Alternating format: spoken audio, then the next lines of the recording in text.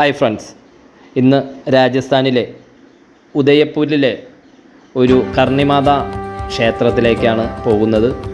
ഈ കർണിമാത ക്ഷേത്രം ഒരു കുന്നിൻ മുകളിലായാണ് സ്ഥിതി ചെയ്യുന്നത്. ഇവിടെ ക്ഷേത്രത്തിലേക്ക് കുറച്ച് കുന്നിൻ മുകളിലേക്ക് തീർത്ഥാടകർക്ക് നടക്കാനുള്ള ഒരു വഴിയൊക്കെ ഉണ്ട്. പുതിയതായി ഇപ്പോൾ ഇവിടെ ഒരു rope way, mono rail rope way ഇപ്പോൾ ഇവിടെ തുടങ്ങിയിട്ടുണ്ട്. അപ്പോൾ റോപ്പ് വേയിലേക്ക് പോകുന്ന സ്ഥലത്ത് ഞങ്ങൾ ടിക്കറ്റ് എടുക്കുന്നതിന് വേണ്ടിയാണ് ഇവിടെ നിൽക്കുന്നത്. ടൂറിസ്റ്റുകളൊക്കെ നന്നേ കുറവാണ്, തീർത്ഥാടകരായിട്ടും ആരും തന്നെ അധികമില്ല. അപ്പോൾ കുറച്ച് വിദ്യാർത്ഥികളെല്ലാം തന്നെ ഇവിടെ എത്തിയിട്ടുണ്ട്. അവരെല്ലാം നമുക്ക് കൈയൊക്കെ കാണിച്ച് ടാറ്റയൊക്കെ പറഞ്ഞ് അവരും ടിക്കറ്റ് എടുക്കാൻ പോവുകയാണ്. നമ്മളും ടിക്കറ്റ് എടുക്കുക വരിയിലാണ്. ഈ മലമുകളിലേക്കാണ് പോകുന്നത്. കർണിമാത ക്ഷേത്രത്തിലേക്ക് വാഹന സഞ്ചാരമില്ല. കാൽനടയായി തീർത്ഥാടകർക്ക് സഞ്ചരിക്കാൻ നടപ്പാതയുമുണ്ട്. ഉദയപൂർ നഗരത്തിൻ്റെ മധ്യഭാഗത്തായാണ് ഈ കർണിമാത ക്ഷേത്രം സ്ഥിതി ചെയ്യുന്നത്. ഈ ക്ഷേത്രത്തിന് ശ്രീ മാൻഷപൂർണ കർണിമാത ക്ഷേത്രം എന്നാണ് പൂർണ്ണമായി അറിയപ്പെടുന്നത്.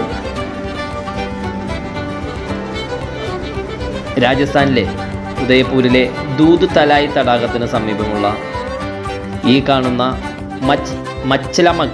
മച്ചിലമഗ്ര എന്നറിയപ്പെടുന്ന കുന്നിൻ മുകളിലായാണ് ഈ ക്ഷേത്രം സ്ഥിതി ചെയ്യുന്നത്. ഈ ക്ഷേത്രത്തിലേക്ക് കുറച്ച് ദൂരമേ ഉള്ളൂ നമുക്ക് കാൽനടയായിട്ട് പോകാൻ. പക്ഷേ അവിടെ ഇപ്പോൾ റോപ്പ് വേ ഒരുക്കിയിരിക്കുന്ന കാരണം അങ്ങനെ റോപ്പ് വേയിലാണ് ഞങ്ങൾ സഞ്ചരിക്കുന്നത്. രാജസ്ഥാനിൽ തന്നെ നമ്മൾ കഴിഞ്ഞ വീഡിയോകളൊക്കെ ചെയ്തിട്ടുണ്ട്.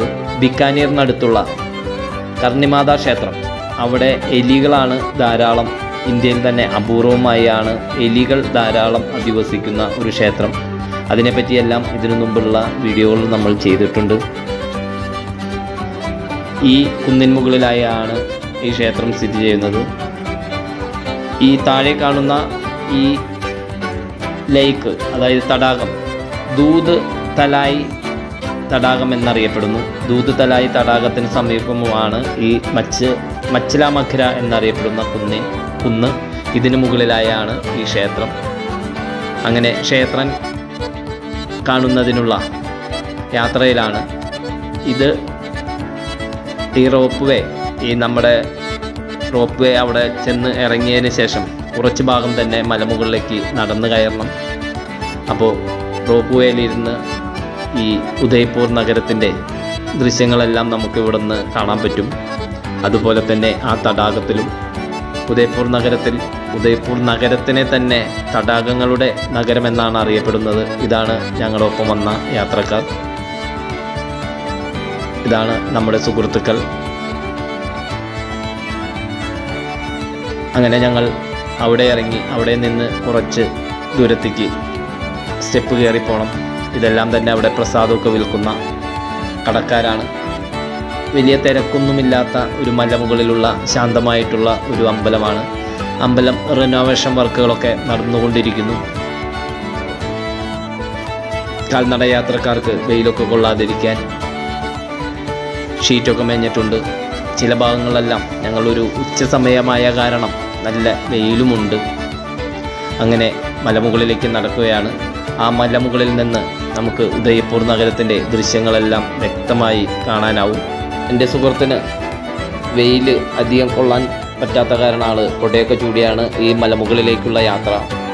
ഈ മലമുകളിൽ കയറി ഇവിടെയെല്ലാം നല്ല കോൺക്രീറ്റൊക്കെ ചെയ്തിട്ടുള്ള നടപ്പാതകൾ ഒരുക്കിയിട്ടുണ്ട്.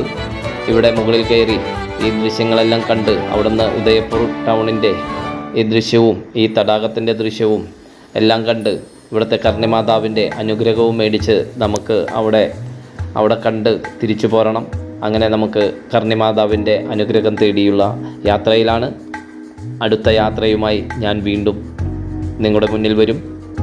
എനിക്ക് നിങ്ങൾ എല്ലാവിധ പിന്തുണയും നൽകി നമ്മുടെ ഈ ചാനലിന് ലൈക്കും അതുപോലെ തന്നെ സബ്സ്ക്രൈബ് ചെയ്യാനും മറക്കരുത്.